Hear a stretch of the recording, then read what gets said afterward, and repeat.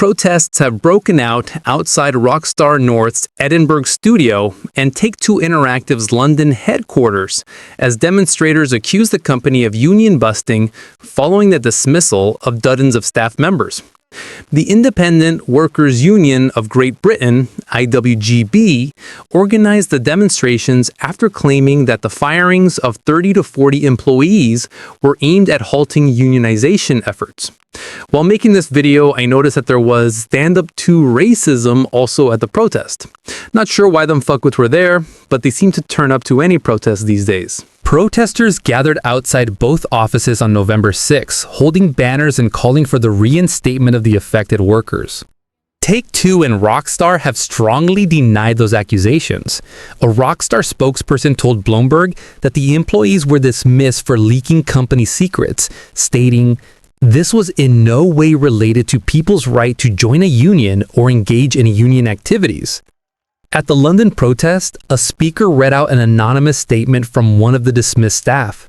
"I was dismissed without warning, without evidence, and without a chance to speak for myself.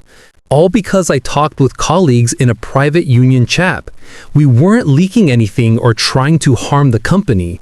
The workers, some of them have worked for the Rockstar for years. They love the job they do. They're gamers. They're passionate about their work. They respect the confidentiality of the company. They've never done anything to overstep that. We were supporting each other, trying to understand our workplace and make it better. To lose my job for that feels deeply unfair. No one should be punished for being part of a union or for speaking honestly about their work. Protesters also chanted, "Rockstar, Rockstar, you're disgusting. We charge you with union busting." Bloomberg journalist Jason Schreier first reported on the firings, revealing that several employees accused Rockstar of attempting to silence internal organization efforts. Scottish Greens co-leader Ross Greer has called for the staff to be reinstated now. The Scottish Greens stand with the dozens of workers sacked by Rockstar Games for exercising the right to organize a union.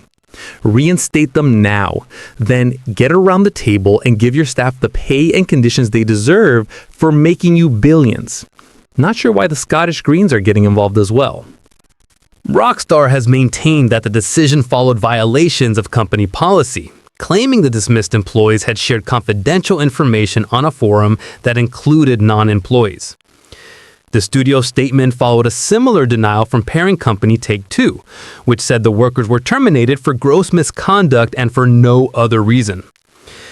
The controversy comes as Rockstar prepares for the release of Grand Theft Auto 6 that was scheduled for May 26, 2026.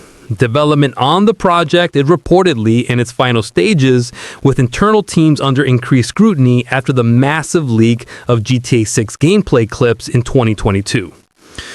Developers have already hit out at Rockstar for breaking promises over the crunch phase of GTA 6's development, with many being required to halt remote working. I'll say one thing for Rockstar. They are pretty good at keeping a lid on rumors. That new delay for GTA 6 came out of nowhere, and we don't seem to have any idea why it happened. I'm sure the needing more polishing excuse is technically true, but that is some pretty poor product management if their estimates were out by 18 months. Hopefully they will stick to November 19, 2026 and not have to push it back again.